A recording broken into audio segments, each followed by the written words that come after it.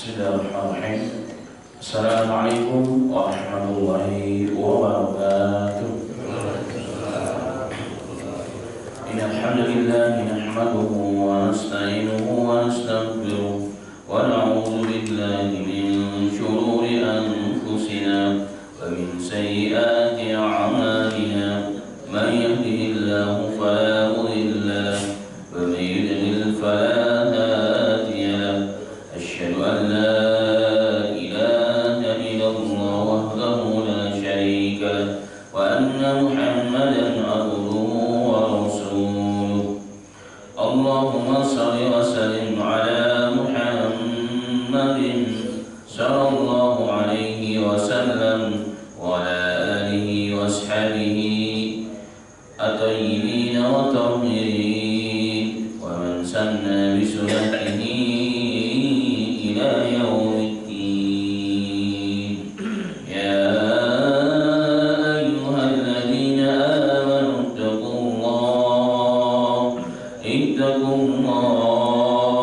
اتقوا الله حق تقاته ولا تموتن إلا وأنتم مسلمون وقال أيضا لقد كان رسول الله أسوة حسنة لمن كان يرجو الله واليوم الآخر وذكر الله كثيرا أما بعد Alhamdulillah ma'asyiral muslimin wal muslimat jamaah subuh Masjid Al-Istiqamah yang insyaallah semoga Allah Ta'ala istiqamahkan kita dalam ketaatan kepada Allah Subhanahu wa Ta'ala, khusus dalam menjalankan salat 5 waktu dan juga thalabul ilm hingga akhir hayat kita, amin ya rabbal alamin. Ma'asyiral muslimin wal muslimat rahimani wa rahimakumullah. Pada kesempatan yang berbahagia ini bahasan kita masih terkait dengan amal-amal allati tujannibuna an-niran. Amal-amalan yang jika kita menghindarinya maka insyaallah taala dengannya Allah akan jauhkan kita dari azab Allah neraka. Yakni diantaranya adalah at-tasyabbuh bil kufar atau bil musyrikin. Tasyabbuh dengan orang kafir, non muslim atau orang-orang musyrik. Tasyabbuh artinya meniru-niru. Tasyabbuh artinya meniru-niru, menyerupai gaya orang-orang yang tidak beriman kepada Allah Subhanahu wa Ta'ala. Tapi sebelum lebih jauh kita membahas tentang tasyabbuh ini, ada satu hal yang penting yang harus kita yakini sebagai Ahlussunnah wal Jamaah, sebagai orang yang beriman kepada Allah dan Rasul-Nya. Yang pertama dan utama, meyakini bahwa al-Islam adalah dinul kamil, agama yang telah sempurna, agama yang paripurna, yang universal, yang syumul, yang mencakup segala aspek kehidupan manusia. Tidak ada perkara dalam Islam, baik yang hubungan kita dengan Rabb kita Allah Subhanahu wa Ta'ala, atau hubungan sesama manusia kepada Rasul, kepada tetangga, kepada orang tua, kepada anak, istri dan seterusnya, bahkan hubungan antar negara, semua telah dibahas dan diatur dan diberikan contoh oleh Nabi kita Muhammad SAW. Itu keyakinan kita. Dan yang ketiga, bahwa al-Islam adalah dinul munasib fi kulli makan wa zaman, bahwa agama Islam itu agama yang relevan, yang sesuai terus sepanjang zaman dan tempat, tidak berubah, tidak perlu dirubah, tidak perlu ditambah, sesuai dengan aturan Allah Subhanahu wa Ta'ala, dan hal ini tidak ada dalam agama lain. Itulah ciri khas yang disebut dengan khususiyah, keistimewaan ajaran kita. Dalilnya apa? Firman Allah Subhanahu wa Ta'ala dalam surat Al-Maidah ayat 3. Dalam potongan ayat Allah berfirman, "Al-yawma akmaltu lakum dinakum wa atmamtu 'alaikum ni'mati wa raditu lakum Islam dinan." Pada hari ini kata Allah Ta'ala, wahai Muhammad, telah kusempurnakan untuk kalian agama kalian dan telah kucukupkan nikmatku untuk kalian, dan pada hari ini aku ridho al-Islam sebagai agama kalian. Dalam riwayat Bukhari dan Muslim diceritakan seorang laki-laki dari kalangan Yahudi pernah datang kepada Amir Mukminin Umar bin Khattab ketika Umar bin Khattab menjadi Khalifah Ar-Rasyidin yang kedua setelah Abu Bakar As-Siddiq. Yahudi tersebut datang kepada Umar bin Khattab, "Ya Amirul Mukminin, ayatun fi kitabikum taqra'unaha law alaina ma'syar Yahud nusinan la takhazna dzalika al-yawma 'inda." Subhanallah. Wahai pemimpin orang-orang mukmin, Umar bin Khattab radhiyallahu anhu, satu ayat pada kitab kalian yang kalian baca setiap hari, seandainya itu ayat turun kepada kami ma'syarul yahud la takhadna dari kalium idan, maka kami akan jadikan hari turunnya ayat tersebut sebagai hari raya untuk kami. Sebagai apa? Sebagai bentuk syukur kami kepada Tuhan Allah Ta'ala. Maka Umar bin Khattab mengatakan, "Ayu ayatin." Ayat apakah itu? Maka yang tersebut membaca ayat yang tadi, "Al-yawma akmaltu lakum dinakum wa atmamtu 'alaikum ni'mati wa radaitu lakumul Islam dinan." Subhanallah. Maka Umar bin Khattab radhiyallahu anhu mengatakan, "Qad arafna dzalikal yawm wal makan alladzi nazalat fihi 'ala nabiyina sallallahu alaihi wasallam, fadzalika huwa yaumul arafah yaumul jum'ah."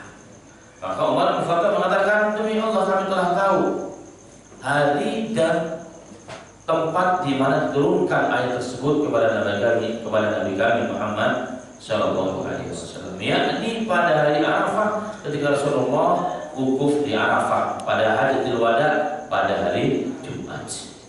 Itu kata Umar bin Khattab. Nah, pada hari ini ma'asyiral muslimin, orang Yahudi begitu paham tentang ayat ini. Nah, mereka juga paham, orang Yahudi karena mereka tinggal di negara Arab sudah berpuluh-puluh tahun, bahkan ratusan tahun turun-temurun, mereka paham betul ayat tersebut. Seperti mereka gaya itu seperti orang paham betul makna ayat tersebut, kesempurnaan. Tidak ada nikmat yang paling besar yang Allah berikan kepada umat manusia kecuali nikmat disempurnakan agama, syariat sempurna. Dan itulah maka Abdullah bin Abbas, ulamanya sahabat, menyikapi ayat ini, beliau mengatakan, "Hadhihi akbaru ni'amillahi ta'ala ala hadhihi al-ummah. Haitsu akmala ta'ala lahum dinahum fala yahtajuna ila dini ghairihi wa la ila nabi ghairihi salawatullah wa salamu alaihi." Subhanallah. Di antara nikmat yang terbesar yang Allah berikan kepada umat ini, umat Islamiyah, umat Muhammadiyah sallallahu alaihi wasallam, yakni haitsu akmala ta'ala lahum dinahum, di mana Allah telah menyempurnakan agama din untuk orang Islam. Fala yahtajuna ila dini ghairi, tidak perlu dengan agama apa meniru-niru ajaran dan agama orang lain, tidak perlu. Karena sempurna. Hanya Islam agama yang sempurna, jadi tidak perlu ikut-ikutan dengan orang ajaran orang lain, apalagi terkait dengan agama, prinsip agama. Wala ila nabi ghairi, dan tidak perlu kepada nabi selain Nabi kita Muhammad sallallahu alaihi wasallam. Ini prinsip, ini yang kita yakini. Maka sama ini sebagai mukadimah sebelum masuk bab tasyahud. Ini hal yang tidak boleh kita tercampur. Ini harus menjadi keyakinan landasan setiap kita sebagai muslim, tidak boleh tergoyahkan. Ada satu riwayat dalam kitab Sahih Ibnu Hibban dan juga riwayat Imam Tabrani dan Mu'jam Kabirnya.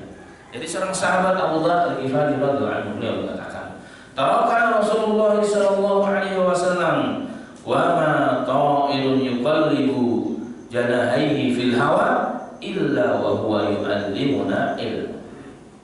Subhanallah. Abu Dzar Al-Ghifari radhiyallahu anhu mengatakan, Rasul sallallahu alaihi wasallam telah meninggalkan kita dan telah menyampaikan seluruh agama. Bahkan wama ta'irun yuqallibu janahi fil hawa, bahkan seekor burung pun yang mengepakkan kedua sayapnya di langit sana, di udara sana, kecuali Rasulullah pun telah mengajarkan kepada kami. Dalam tafsir yang lain, bahkan Rasulullah mengatakan, "Tarakana ala mahajjatil baida." Sahabat mengatakan, Rasulullah telah meninggalkan kita seperti dalam lembaran kertas yang putih, di mana lailuha kana hariha, begitu terangnya agama ini, begitu jelasnya, begitu detail dan tafsirnya agama ini. Bahkan malamnya seperti siangnya. La yajbu annahu ila halikun, tidak ada orang yang keluar daripada kertas yang putih tersebut melenceng dari jalur agama Allah, kecuali dia akan binasa, akan sesat dunia sebelum akhirat. Kemudian beliau menampilkan sabdanya Rasul sallallahu alaihi wasallam, di mana beliau sallallahu alaihi wasallam bersabda, "Ma baqiya syai'un yuqarribu minal jannati wa yub'idu minan nar illa qad buina lakum." Tidak ada perkara sekecil apapun, itu perkara yang sekecil apapun artinya. Tidak ada perkara sekecil apapun yang dapat mendekatkan diri kita kepada surga dan dapat menjauhkan kita kepada neraka illa qad buina lakum, kecuali telah disampaikan, diterangkan, dijelaskan bagi kita ini umat Islam. Dari Islam itu sempurna dan fantastik. Sebenarnya zaman dan tempat tidak pernah ada perubahan. Subhanallah. Sudah hampir 15 abad yang lalu Al-Quran turun dengan surat surat Ummul Kitab atau surat Al-Fatihah, dibaca. A'udzu billahi minasyaitonir rajim. Bismillahirrahmanirrahim.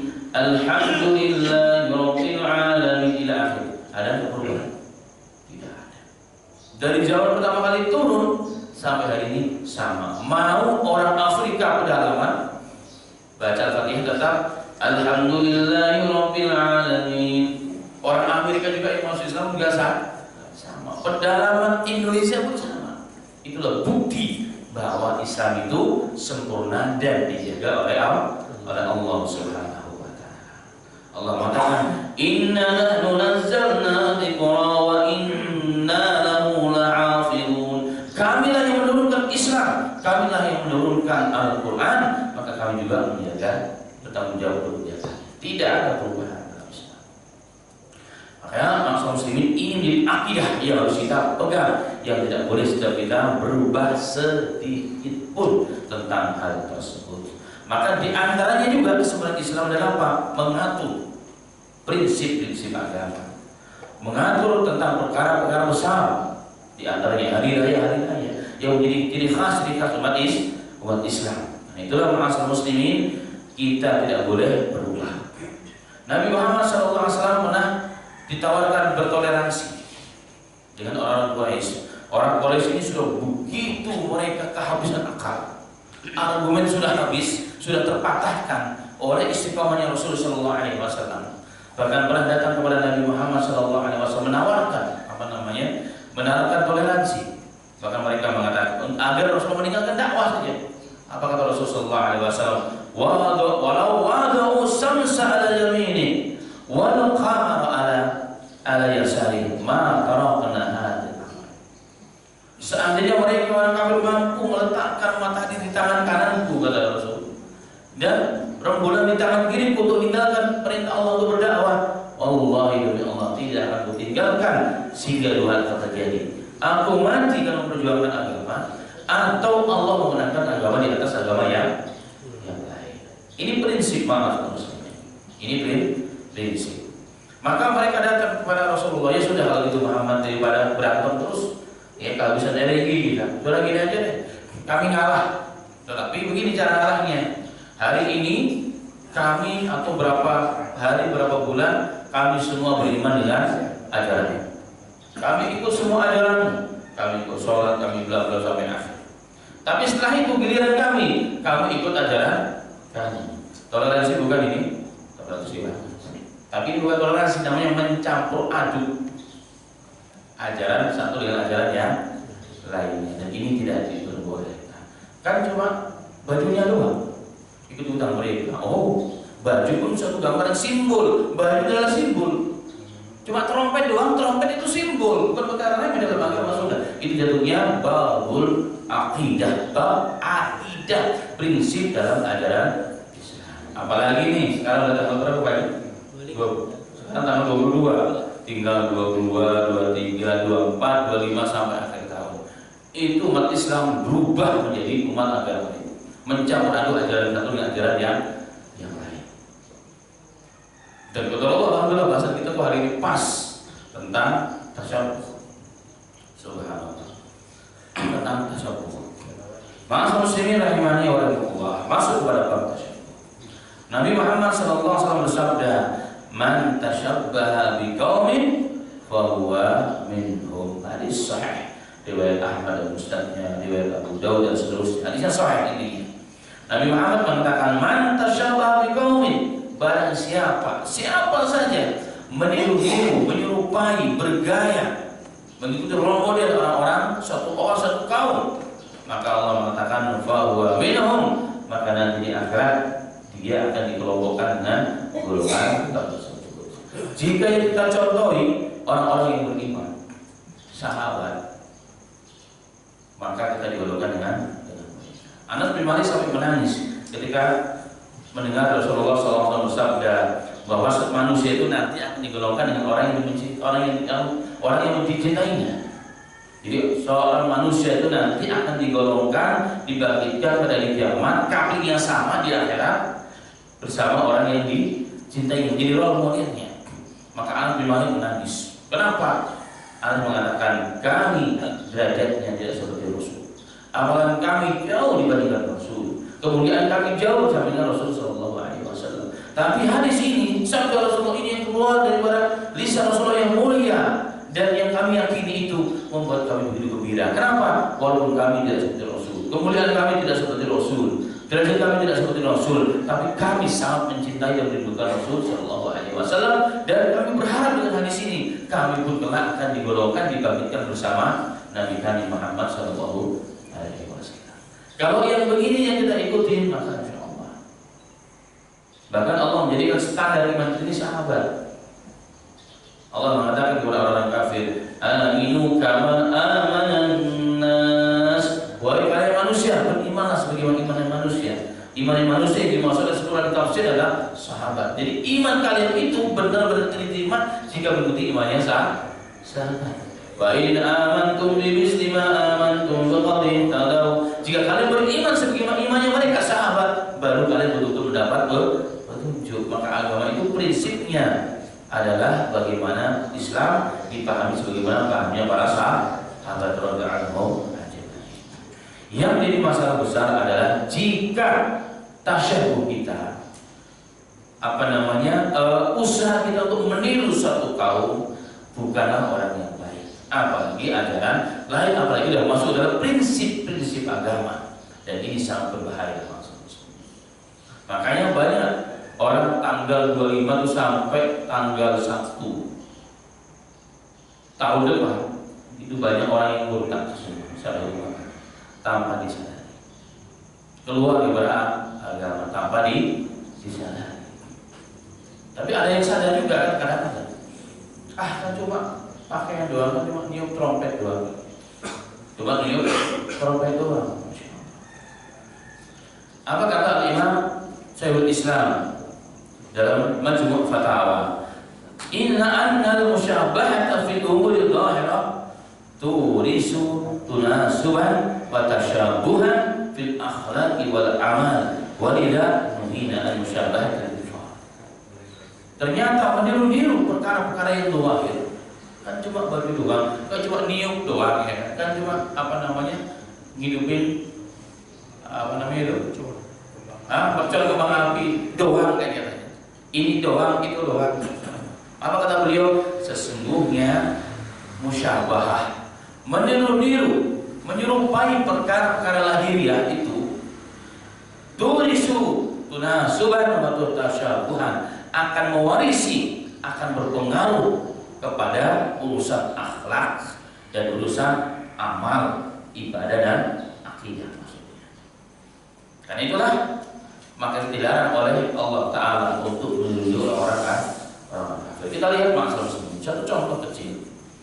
Saya dulu pernah ada tugas berdakwah ke wilayah pegunungan di wilayah antara Pakistan, India dan Kashmir di sana Barat. Di sana sepanjang tahun salju, jadi hidupnya di atas salju. Kami juga bisa di atas salju. Subhanallah. Jadi orang sana hidupnya punya 2 rumah. Kalau ini orang kampung ya, kalau musim panas mereka di atas salju, musim dingin di atas turun ke bawah. Saya lihat Orang-orang sana itu gandul dengan namanya olahraga kriket. Olahraga kriket seperti kasti kalau di zaman dahulu. Jadi kalau permainan ini bisa sampai 3 hari nggak selesai. Itu warisan dari penjajah Inggris. Dan di sana udah mendarat lagi, dan orang-orang sana hebat-hebat sampai internasional. Yang jadi luar biasanya yang saya terkesan dalam hati sedih itu maksudnya. Orang pedalaman pun, orang yang tinggal di atas salju pun ternyata senang banget dengan kriket. Sehingga mereka main di atas kriket. Kadang-kadang bawa kayu tiba-tiba sendirian loncat di atas salju, tiba-tiba gaya seperti orang sedang main gitu. Kan gitu, dia pakai kayak kayu begitu, dipukul bola. Saya melihat, oh begini ya kalau orang sudah senang gitu. Maka apapun yang dilihat dalam tayangan TV, orang modelnya yang dia jadikan sebagai jagoannya, maka akan diikuti gaya. Padahal dia nggak mau, bukan sedang main kasti, tapi tiba-tiba gayanya seperti orang sedang mukul bolanya. Kita lihat orang suka dengan seorang pemain bola, ya, sampai bajunya dibeli, gayanya diikutin, makanya diikutin, semua diikutin, itu udah seperti itu. Orang itu dengan artis, ya, artis yang rocker yang masya Allah luar biasa, semua diikutin. Mohon maaf sampai baju dalamnya pun juga sampai senangnya itu maksudnya. Tapi coba kalau orang yang dekatnya dengan ustaz, dekatnya dengan masjid, dekatnya dengan kiai, kira-kira gimana gayanya? Sama juga ketularan. Pikirannya pun pikirin kayak mereka. Pikirin anak menjadi orang yang soleh. Begitu artinya. Itu pengaruh doair awalnya. Pengaruh doair bangsa muslim. Itu pengaruh kepada akal kita dan akidah serta amal kita. Maka berbahaya bangsa muslimin rahimani wa rahimakumullah. Yang memang tasyabbuh itu ada 2. Tasyabbuh yang dibolehkan dalam ajaran Islam, yaitu tasyabbuh kepada orang-orang kafir bahkan, tetapi yang bukan merupakan ciri khas bagi mereka. Apalagi dalam urusan dunia. Tapi kalau memang mereka hebat dalam bab itu, kita boleh belajar dengan mereka. Urusan dunia, mungkin nggak ada masalah. Contohnya bagaimana mengatur lalu lintas lebih baik. Kita boleh belajar dari orang lain. Jika mengatur manajemen negara yang lebih baik, karena ini negara Islam boleh mereka. Selagi tidak pengaruh kepada akidah dan amal-amal kita, itu dia diperbolehkan, tidak ada masalah. Tapi yang terkait dengan amal-amal yang khusus menjadi ciri khas bagi ajaran agama selain Islam, maka itu dilarang keras oleh Allah Subhanahu wa taala. Bahkan Nabi Muhammad SAW pernah mengisyaratkan bahwa umat ini nanti akan terperosok dalam fitnah yang seperti itu. Bahwa orang Islam ini nanti akan mengikuti jejak langkah apapun dari orang-orang umat sebelumnya, yang dimaksud orang Farsi, orang Romawi, ini ahli kitab, baik Yahudi ataupun Nasrani. Dalam hadis yang sahih riwayat Bukhari, Nabi Muhammad SAW bersabda, "La taqumus sa'atu hatta ta'khudha ummati bil ahdi al-quruni qablaha." Tidak akan datang hari kiamat, kata Nabi kita Muhammad SAW, hatta ta'khudha ummati bi ahdi al-quruni qablaha, sehingga umatnya Rasul, umatku itu Rasulullah, umatnya Rasul sallallahu alaihi wasallam itu akan mengikuti jalan generasi umat sebelumnya. Shibran bi shibrin, dira'an bi dira'in, subhanallah, sejengkal demi sejengkal, satu depan demi satu depan. Dalam riwayat hatta mereka masuk ke dalam top. Rumah top itu biawak padang pasir. Ya beda memang makanannya. Kalau biawak makanannya beda, kalau top itu makanannya beda. Makan top boleh dimakan, boleh dikonsumsi halal. Tapi kalau biawak berbeda.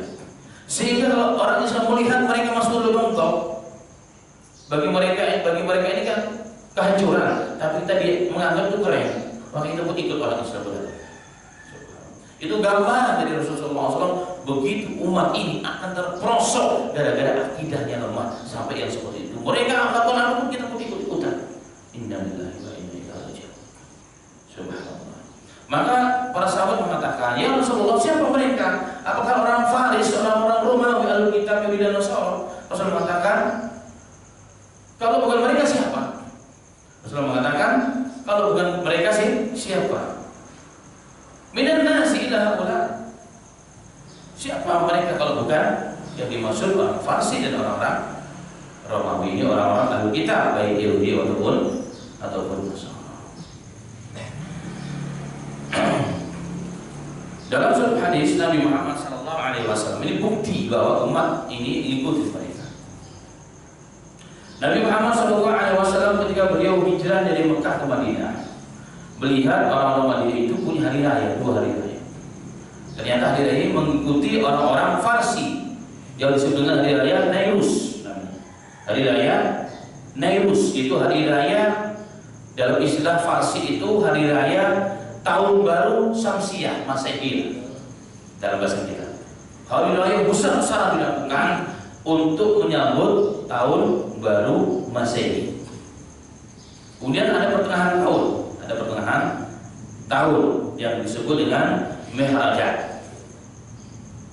Maka ketika melihat hal tersebut, Nabi Muhammad SAW berkata dalam riwayat Anas bin Malik, Anas mengatakan, di ahli jahiliyah yaumani fi kulli sanatin yal'abuna fihima. Falamma qadima an-nabiy sallallahu alaihi wasallam al-Madinata qala kana lakum yawmani tal'abuna fihima wa qad a'dalakum Allah bihima khairan minhuma yaumul fitri wa yaumul adha.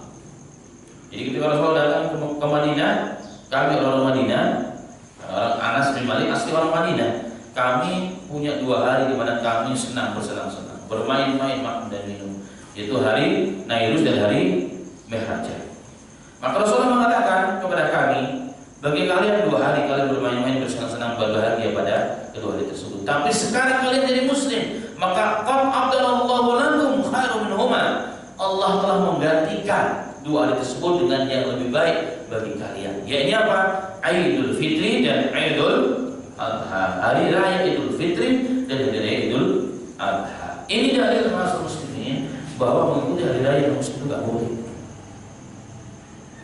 Dalam bahasa akidah ini dalil yang sangat wadih, sangat jelas bahwa berikut serta merayakan, mensukseskan kebiasaan yang diciri khas orang-orang non-muslim itu dilarang, nggak diperbolehkan apapun bentuknya.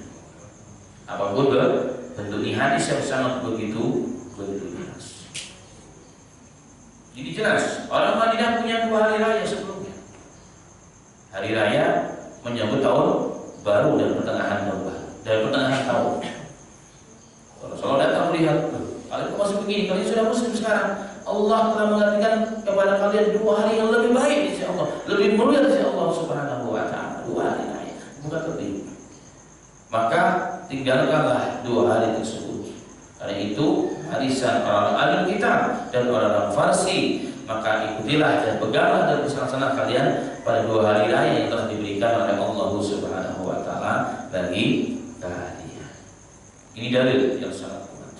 Dalil yang sangat jelas, termasuk juga mengucapkan selamat hari raya mereka. Itu juga tidak diperbolehkan. Walaupun ada juga pendapat satu orang sekarang ulama di kontroversi itu jelas pendapatnya saz, pendapat yang tertinggalkan, pendapat yang khilaf dengan jumhur ulama Ahlussunnah wal Jamaah. Jadi setiap manusia memang tidak ada yang sempurna. Kadang-kadang salah, jangan diambil salahnya. Beliau tetap ulama, kita hormati, tapi yang salah itu lalu ditinggalkan. Karena beliau manusia, beliau bukan malaikat yang tidak salah. Nggak ada masalah, itu biasa. Ulama itu seperti itu biasa. Ada kesalahan, tapi kita tinggalkan. Kalau dia seorang tokoh, kita tetap hormati tokohnya. Sampai di situ. Nah, ini satu dalil sangat jelas dan gamblang dari Nabi kita Muhammad sallallahu alaihi wasallam. Riwayat Abu Dawud, riwayat Nasai dan lain sebagainya, wal hadits sahih. Ini hadisnya sahih. Sahabat Abdullah bin Amr radhiyallahu anhu beliau berkata, "Man bana fi biladil a'ajim sana'a nayruzuhum wa mihrajanuhum tashabbaha bihim hatta yamut wa huwa kadzalika usra ma'hum yawmal qiyamah." Barang siapa, kata seorang sahabat, barang siapa yang membangun negeri-negeri ajam, negeri-negeri yang bukan muslim maksudnya, yang dimaksud itu, kemudian meramaikan hari raya Nairuz wa Mihrajah, ikut-ikutan meramaikan, ikut serta apapun bentuknya, kecil atau besar, dengan hari raya mereka, meniru-niru gaya hidup mereka sampai meninggal dunia, maka nanti pada hari kiamat akan dibagikan bersama mereka. Ini Inna lillahi wa inna ilaihi raji'un. Hari ini berapa banyak kaum muslimin, bahkan kita sebagai orang tua ternyata nggak tahan dan anak, wah tolong beliin ini dong supaya kayak teman-teman kanan kiri kita. Karena kita beli juga awalnya supaya tenang, tapi ternyata ada pengaruh ke akidah, harus dijelaskan dari semenjak ini. Nah, nggak boleh. Kamu muslim kan? Saya muslim kan? Harus dijelaskan bapak akidah harus jelas, gamblang. Harus gamblang. Ini udah zaman akhir zaman harus jelas akidah kepada anak-anak kita. Kalau enggak, bahaya masalah muslim. Harus jelas sejelas-jelasnya. Jadi kalau sudah melakukannya, taubat kepada Allah. Tahun ini berajar jangan sampai ada, jangan sampai ada. Karena ini merupakan tasyabbuh yang dilarang oleh agama. Jadi ciri khas umat selain Islam. Bahkan dalam Al-Quran, ketika Allah bercerita tentang ibadur rahman, hamba-hamba Allah yang benar-benar real hamba Allah, asli dia hamba Allah, muslim sejati, hamba Allah yang murni. Di antara sifat-sifatnya Allah bercerita pada surah Al-Furqan. Kemudian Allah mengatakan, walladzina la yashhaduna zur wa idza marru bilagwi marru kirama. Nah, ciri orang-orang ibadur rahman itu hamba-hamba Allah yang sejati, yang real hamba Allah adalah apa? Dan orang-orang yang tidak menyaksikan kepalsuan. Dan apabila mereka bertemu dengan orang-orang yang mengerjakan perbuatan-perbuatan yang tercela, yang tidak ada manfaatnya, maka mereka melalui dengan menjaga kehormatan diri mereka. Dia tidak ikut-ikutan. Ada orang yang sedang main-main hal yang tidak berfaedah, ya, Assalamualaikum warahmatullahi wabarakatuh. Enggak ikut-ikutan. Kemudian ulama, para sahabat dan ahli tafsir mengatakan, yang dimaksud la yashhaduna zur, ciri orang-orang yang ibadur rahman itu tidak menyaksikan kesaksian palsu, yang dimaksud adalah a'yadul musyrikin, hari raya orang-orang musyrik non muslim. Jadi orang-orang yang tidak ikut serta pada mereka itu ciri mereka ibadur rahman. Dalam usul tafsir itu ada mafhum mukhalafah, ada mafhum kebalikannya. Kalau ciri-ciri orang ibadur rahman yang hakiki itu tidak mengikuti hari raya orang-orang musyrik, berarti orang-orang yang hanya menganggap secara dohirnya, secara KTP muslim, tapi ternyata tidak muslim. Di antaranya adalah apa? Suka ikutan dalam hari raya non muslim. Itu jelas, ya, itu sangat jelas. Ini pernyataan daripada ahli ulama kita, ahli sunnah wal jamaah. Kemudian ma'asyiral muslimin rahimani wa rahimakumullah, Nabi Muhammad SAW itu sangat begitu menjaga akidah umat Islam. Dalam urusan akidah dijaga betul. Agar jangan sampai menjadi orang yang ikut-ikutan dengan ajaran yang lain, tasyabbuh dengan ajaran yang lain. Dalam riwayat Abu Dawud dengan sanad yang sahih dari Thabit bin Dhahhak, seorang sahabat radhiyallahu anhu, beliau mengatakan, nadara rajulun ayanhara ibilan bi buwana. Fasala Nabi sallallahu alaihi wasallam faqala hal kana fiha wasmun yawmat. Seseorang di zaman Rasulullah datang kepada Rasulullah bertanya, dan dia mengadukan bahwa dia pernah bernadar. Nadar itu disyariatkan, tapi nadar itu enggak baik sebenarnya dalam agama. Di dalam bernadar itu orang yang bakhil, kata Rasulullah. Kita menganggap nadar itu kan bagus. Nanti kalau anak saya lulus, saya akan begini. Nanti kalau tender ini ada, saya akan infak sekian. Itu kata Rasulullah, itu orang bakhil. Itu orang bakhil. Tapi hukum nadar itu jika telah terucap wajib itu ditunaikan. Jadi dia nggak mau berinfak, nggak mau berbuat baik kecuali jika Allah memberikan sesuatu yang diinginkan, baru dia berkorban, baru dia berbuat baik. Itu namanya nadar, dan itu bakhil, kata Rasulullah. Jadi orang yang suka bernadar itu disebutnya adalah orang yang bakhil, nggak perlu nadar. Cuma Bismillah, kalau mau infak, berbuat baik. Nah, tapi Allah melihat jika nadarnya baik maka wajib ditunaikan. Dan orang tersebut telah bernadar ingin menyembelih seekor unta di suatu tempat namanya Buwana. Nama tempat namanya Buwana. Maka dia datang kepada Rasulullah, bertanya kepada Nabi Muhammad SAW tentang hal tersebut. Nabi kita Muhammad SAW kemudian bertanya, hal kana fiha wathanun yu'bad. Oke, wahai sahabatku, nadar kamu, apakah di tempat yang kamu menyembelih unta tersebut ada patung yang disembah selain Allah?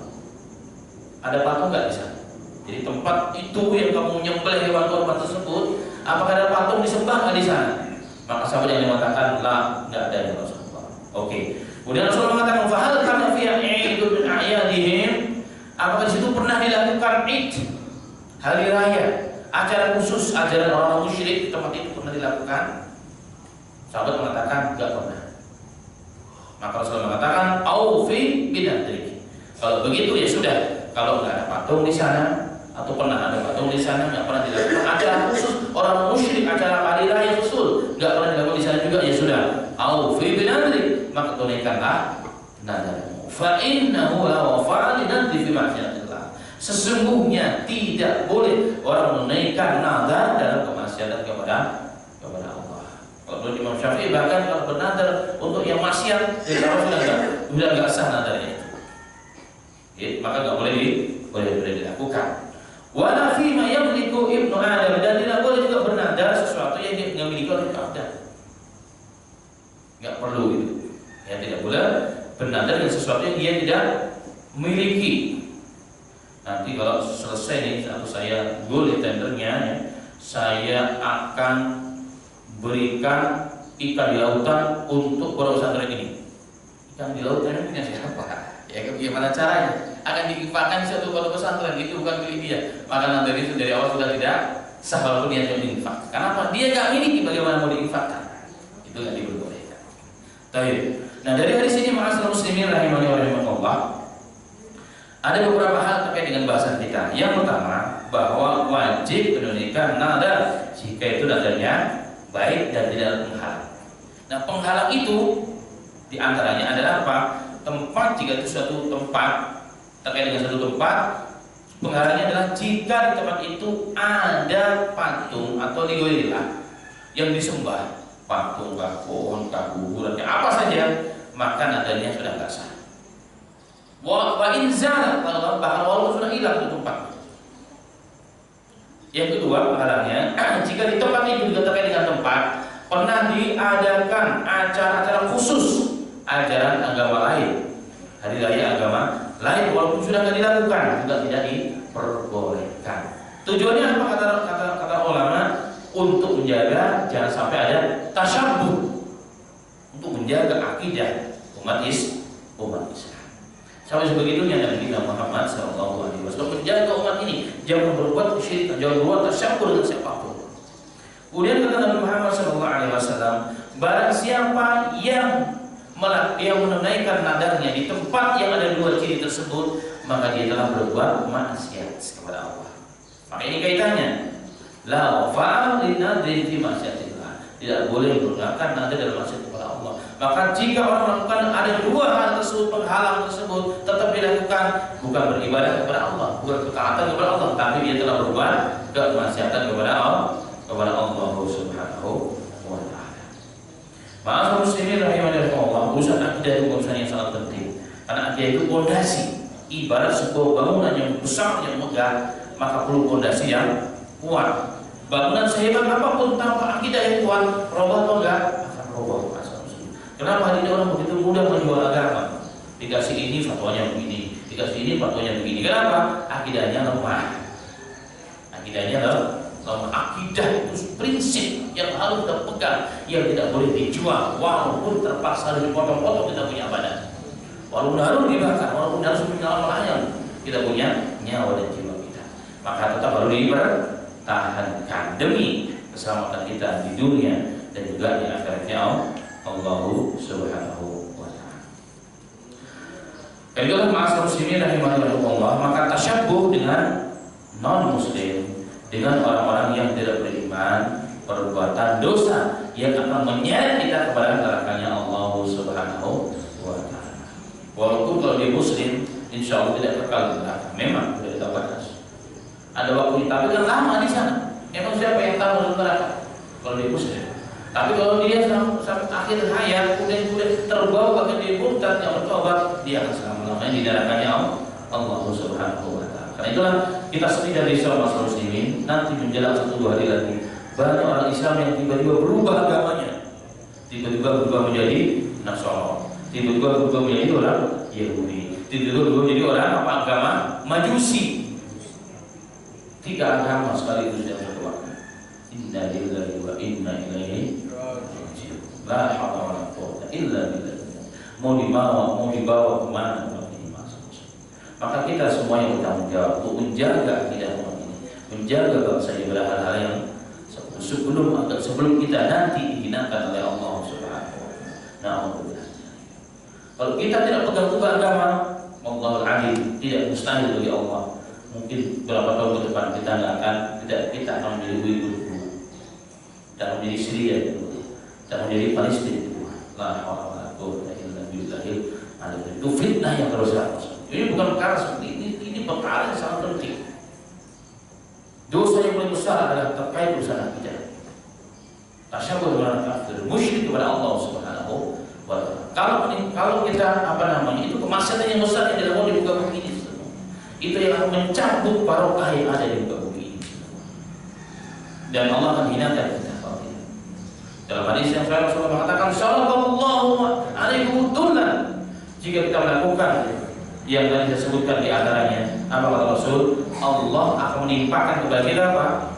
Kehinaan, menimpakan. Bahkan dalam hadis sallallahu alaihi wasallam kita ditimpakan, dikuasakan kepada kita kehinaan. Apa di antara kehinaan yang kita rasakan? Bukan jadi pengemis, satu di antara buktinya. Negara kaya dan kita jadi budak di dalamnya. Ibarat anak ayam mati di lubang. Itu istilah yang luar biasa. Ini bentuk kehinaan, bukan kehinaan. Kita yang punya jalan tol, tapi kita punya bayar mahal jalan. Kehinaan bukan sesungguhnya. Dipersulit oleh Allah hidup kita. Hari ini mencari maisha kehidupan dunia pun susah. Apa? Ini tanda-tanda dihinakan kita oleh Allah Subhanahu wa taala. Ini negara kita, tanah air kita. Yang membedakan siapa? Nenek moyang kita, bapak-bapak kita, pejuang-pejuang kita dahulu masuk. Karena saya punya kakek kan pejuang. Waktu meninggal saya yang jarak ke bawah perintah. Dia tuh nangis kalau dia negara ini. Kami dulu nyawa yang ditaruhannya. Negara sekarang jadi pancata. Orang-orang yang orang-orang yang mencari kepentingan sendiri. Mungkin bapak-bapak sekalian lebih tahu lah. Salah. Ini fakta. Ini bentuk apa? Sallallahu alaihi wasallam. Allah menghinakan kita sesungguhnya. Tapi dianggap ini satu.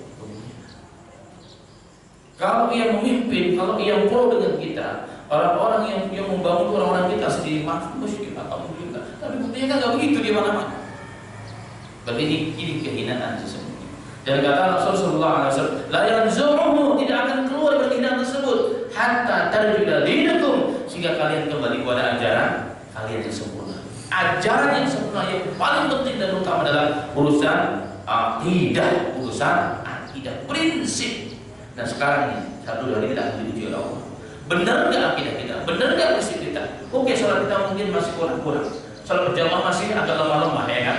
Mungkin kita baca Quran masih begitu benar. Kita berjuang untuk masjid masih kurang. Tapi urusan ini jangan dibutuhkan.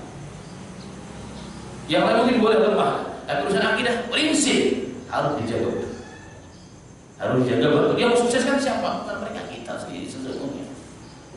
Kita sendiri masalah. Gara-gara urusan 1-2 rupiah, 1 juta, 2 juta, 3 juta, kita jual kita. La haula wa la quwwata illa billah. Inilah masalah muslimin yang kita perlu menangis. Kalau saat murtadnya orang-orang Islam dulu, setelah Rasulullah meninggal, ada siapa? Ada Abu Bakar Siddiq yang berjuang untuk mengembalikan umat Islam kepada negara Allah Subhanahu wa taala. Ada Umar bin Khattab, ada Utsman bin Affan, ada Ali bin Abi Thalib, ada Khalid bin Walid dan seterusnya. Tapi hari ini, ya kan, umat Islam meninggalkan agama. Anak cucu kita boleh meninggalkan akidah Islam. Siapa yang bertanggung jawab masalah muslim? Bahkan kita sebagai orang tua dan kakeknya pun tidak sadar itu terjadi pada kita. Kalau kita masih melihat mereka mampu ke masjid, alhamdulillah. Masih kita dengar suara azan hari ini, alhamdulillah. Tapi bayangkan kalau kita biarkan ini terus. Bahkan untuk mendengar azan pun susah. Teman saya bercerita, namanya Tajuddin, hidup di negara Bukhari, hidup di kota dan pondok pesantrennya satu kampung dengan Imam Bukhari. Kita paham Imam Bukhari siapa? Muhammad bin Ismail Al-Bukhari, manusia nomor 1, number 1 dalam urusan hadis. Kitabnya paling sahih, paling otentik setelah Al-Quran. Apa yang terjadi sekarang bangsa muslim? Hancur.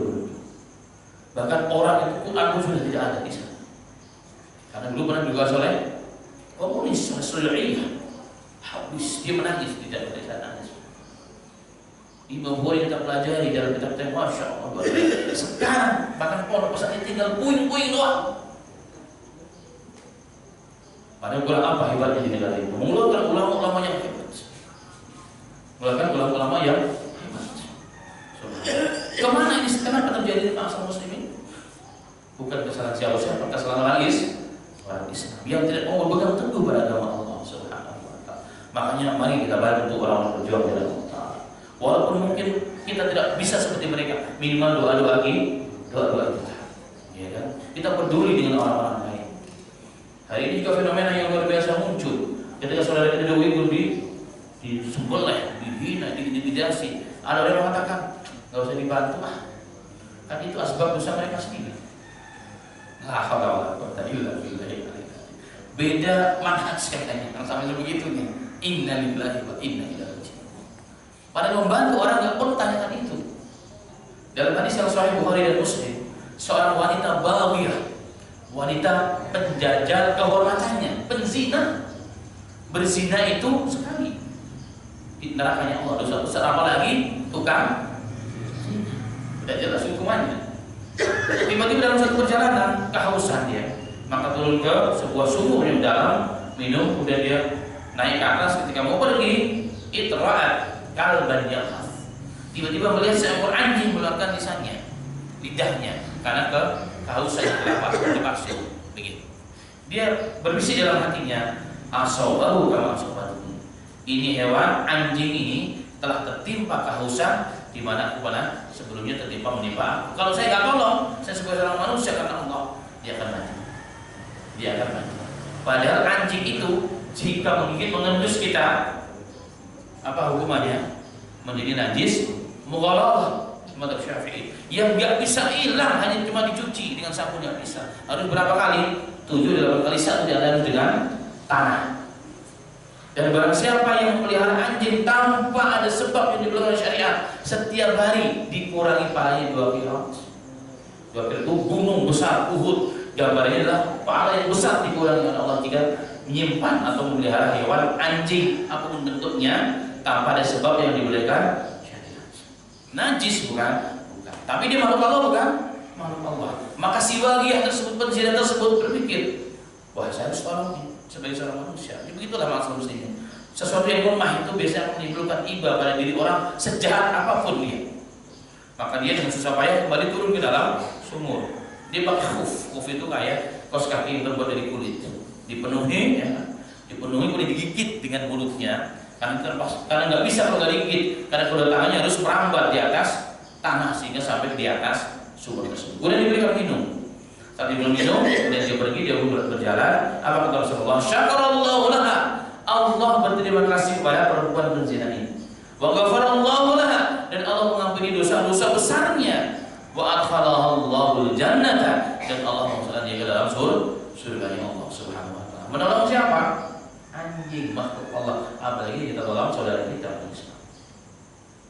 Bagaimana menolongnya? Apakah ada beban? Nggak perlu. Ada beban yang penting kita tunjukkan kepada Allah, ya Allah, kami itu peduli dengan saudara kami. Kalau enggak, ini pun akan Indonesia bisa terjadi seperti itu nanti. Maka kemudian kita tunjukkan persatuan Islam hari ini, kita kokohkan menjadi nomor 1, menjadi pertama dan utama yang kita yang dimanapun mereka berada, sebenarnya mereka adalah saudara kita. Bisa jadi Pak dan Ibu sekalian, bapak dengan anak, saudara dengan saudara bisa clash. Tetapi makanya saudara persaudaraan yang hakiki itu bukan diikat dengan pertalian darah sesungguhnya. Tapi persaudaraan yang hakiki itu adalah diikat dengan apa?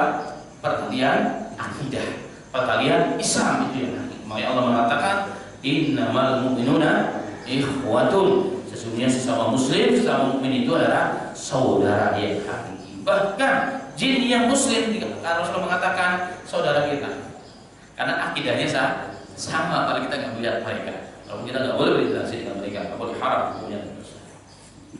Nah, kembali kepada materi, nah itulah masa muslimin, mari sama-sama sekuat tenaga kita jaga diri kita, keluarga kita, anak cucu kita, masyarakat kita dari tasyabuh dengan kebiasaan-kebiasaan ajaran agama yang lain, yang hal itu tercela dan akan merusak selain dohir dan akhlak kita juga akidah kita. Demikian bahasa kita hari ini bil munasalah, dan kemudian juga sesuai dengan bahasa kita di akhir tahun ya. Ini mungkin sedikit dibahas untuk mengingatkan kembali agar kita kembali lurus, kita kembali berpegang teguh, jangan pernah mundur. Harus ini perkara yang paling penting dalam ajaran dan syariat kita. Demikian, semoga bermanfaat, dan saya kembalikan terlebih dahulu kepada DKM sebelumnya. Terus.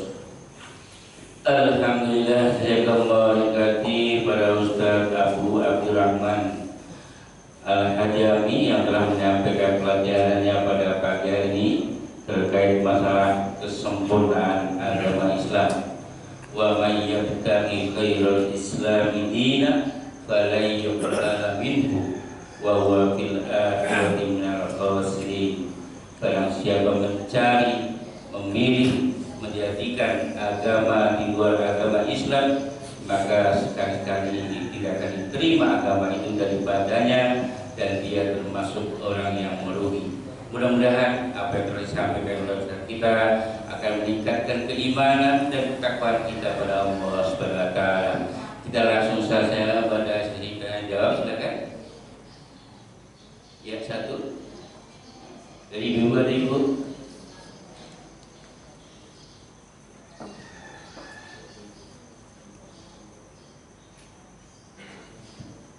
Assalamualaikum warahmatullahi wabarakatuh. Waalaikumsalam. Ustaz, saya ngaji dengan Ustaz sudah lama ya. Cuma ada pertanyaan yang kadang-kadang tersulit. Apakah Allah itu mempunyai standar yang sama ya? Pada zaman Rasulullah dulu, saat pembagian ghanimah, ada salah seorang sahabat yang mengambil legalnya saja terus kebunuh, dan divonis oleh Rasulullah mereka masuk neraka. Nah, di kehidupan di akhir zaman ini kan luar biasa ini. Kesalahan kita melebihi daripada orang ambil ghanimah tadi. Baik tadi secara akidah yang tidak sadar maupun perbuatan kita yang itu juga tidak sadar. Pertanyaan saya tadi, apakah sama standarnya itu? Seorang ambil ghanimah saja masuk neraka. Terima kasih. Assalamualaikum warahmatullahi wabarakatuh. Masih ada lagi? Ya, saya. Bismillahirrahmanirrahim. Wassalamualaikum warahmatullahi wabarakatuh. Terkait dengan prinsip agama, standar agama sama Pak? Sama. Kalau di zaman dahulu melakukan sesuatu yang dilarang oleh Allah dosa, sekarang juga dosa. Itu sama. Tapi mungkin di sisi Allah diberikan wujud yang berbeda. Mungkin kalau dahulu hidup di zaman suasana agama, dipimpin langsung umat Rasulullah, para sahabat juga masya Allah, ya kan begitu. Sehingga sedikit salah mereka sangat paham dan mengerti hal tersebut. Nah, hari ini orang berbuat salah pun tidak mengaku salah. Maka betul apa yang dikatakan oleh Anas bin Malik dalam Sahih Bukhari, ketika beliau mulai melihat perilaku tabi'in. Ini tabi'in manusia yang paling baik nomor 2 setelah sahabat. Apa kata Anas bin Malik? Innakum la ta'maluna a'malan hiya adatu fi ayunikum wa nahnu na'udhuha ala ahli Nabi sallallahu alaihi wasallam minal mughifat. Anas bin Malik mengatakan, kalian hari ini wahai para tabi'in melakukan satu amalan yang menurut kalian dia tidak ada apa-apanya, bahkan dia lebih ringan dosanya, efeknya daripada selai rambut.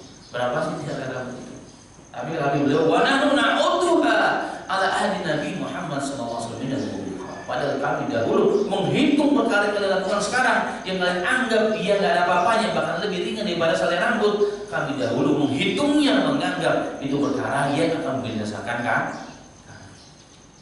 Maka dalam kitab namanya Al-Imam Turtusi menulis dalam kitab Hawadits wal Bid'ah namanya, beliau diriwayatkan menangis, dibuncit menangis itu banyak ceritanya. Maya begini ya sahabat Rasulullah sallallahu alaihi wasallam. Orang bertanya, keluarganya bertanya, teman-temannya bertanya dari kalangan tabi'in, kenapa engkau menangis di sini nangis, itu nangis baik? Wahai sahabat Rasulullah sallallahu alaihi wasallam, Anas bin Malik termasuk orang terakhir yang meninggal di kalangan sahabat.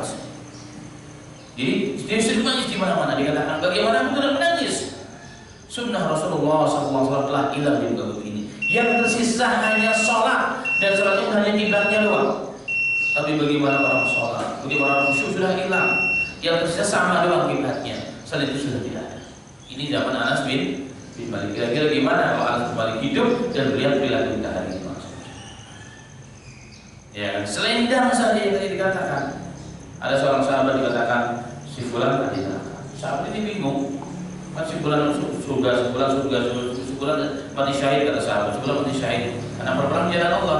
Ketika nyebut si fulan, seseorang laki-laki harus mengatakan ia bukan ahli surga tapi dia ahli neraka. Maka orang heran kalau bertanya cek saja. Maka dicek ternyata ada selendang kecil yang diambil dari peperangan sebelumnya yang belum sempat dilaporkan kepada Rasul. Selendang kecil, asal selendang kecil. Digunakan untuk apa? Digunakan untuk berjihad juga. Tapi ini hak siapa? Hak umat. Belum diberikan kepada Rasulullah SAW. Dianggap berkhianat dengan harta orang Islam. Dari ini masalah muslimin, masya Allah. Ini perkara biasa. Ini biasa kalau di kantor ini biasa. Pokoknya begini ini bisa langsung dirubah rapatnya. Ini biasa. Standar agama tetap sama, nggak berubah. Tapi mungkin uzurnya berbeda, mungkin isi Allah. Tapi isi Allah bukan isi manusia. Dosanya tetap itu mungkin kadarnya yang berbeda. Kemudian kalau gitu orang kemudian bertanya, Ustaz kalau gitu kita boleh nggak sih nyesel? Ya Allah, kenapa kau tidak lahirkan kami dulu dari rahim Ibrahim dulu yang hidup zaman sahabat? Ada orang pada bertanya, ya Rasulullah, ya Ustaz boleh nggak sih kita nyesel? Ya kita merasa nggak adil dengan Allah. Kenapa kita dilahirkan dari rahim ibu di akhir zaman, bukan ibu di awal-awal Islam bersama Rasulullah atau para sahabat? Supaya kita jadi sahabat. Saya bilang begini, kalau kita bersyukur hidup di akhir zaman, udurnya lebih banyak insya Allah. Karena kondisi Islam yang kayak begini sudah, ya kan berbeda lah tentunya insya Allah. Akan berbeda, kondisi akan berbeda. Yang jadi masalah adalah jika kita menyesal karena kita nggak dilahirkan di zaman Rasulullah, dari rahim ibu zaman Rasulullah, takutnya kita aja begini sekarang modelnya. Sholat masih sering terlewatkan, ya kan? Sholat berjamaah kadang-kadang sudah assalamualaikum baru datang. Puasa sering lewat, mata nggak dijaga, itu dijaga. Takutnya kalau kita dilahirkan di zaman Rasulullah SAW, kita bukan di golongan sahabat, dari golongan siapa? Jemaahnya Abu Lahab dan Abu Jahal. Bisa jadi bisa jadi kita timnya Abdullah bin Ubay bin Salul, orang-orang yang menentang Rasulullah di dalam musyrik. Karena modelnya kita seperti ini, kita nggak sanggup sedikit ditekan dalam usaha kita jual agama, kita lewatkan agama, kita buang sunnahnya Rasulullah. Intinya adalah insya Allah Maha tahu kondisi kita hari ini. Hari ini ada orang yang rajin sholat berjamaah bebas, orang yang sedang kumis hebat, orang yang rajin taklim hebatnya luar biasa, masya Allah. Di akhir zaman seperti ini. Ada riwayat yang memang sebagian ulama melemahkan. Ada riwayat yang sebagian ulama melemahkan. Dalam Sunan Tirmidzi, di mana hadis tersebut mengatakan, kalian wahai sahabat, orang yang hidup bersamaku, jika kalian tinggalkan 10% dari agamaku, dari sunnahku, kalian akan hancur. 10% ditinggalkan yang disebut lemah oleh sebagian ulama ya. Itu hanya sekedar gambaran saja. Nah, di situ mengatakan kalian hidup di zaman di mana ada aku, ada sahabat dan lainnya. Kalau kalian tinggalkan 10% daripada sunnahnya Rasulullah, halal. Kalian akan hancur. Tapi nanti akan datang satu masa di mana manusia hanya mengamalkan 10% dari agamanya, dari sunnahnya Rasulullah, dia akan orang yang termasuk orang yang hebat. Ya mungkin insya hadisnya itu soal ya kita mungkin termasuk orang yang hidup di akhir zaman itu. Yang jika 10% dari agama saja kita pegang teguh, istiqamah dengannya, maka insya Allah membawa kita kepada kesuksesan. Insya Allah. Demikian cukup dipahami dan bisa bawa. Ya, cukup. Alhamdulillah. Kita ucapkan terima kasih sekali lagi untuk kita. Semoga Allah menambah kebaikan untuk beliau dan untuk kita semua. Dan perlu kami sampaikan bahwa peserta talaki nanti malam seperti biasa pada sholat isya akan dimulai. Dan pada taklim kita pada pagi hari ini sama-sama kita tutup dengan hamdalah dan doa kafaratul majlis. Alhamdulillahirabbil alamin. Subhanakallahumma wa bihamdika asyhadu an la ilaha illa anta astaghfiruka wa atubu ilaik. Wa billahi taufiq wal hidayah. Assalamualaikum warahmatullahi wabarakatuh.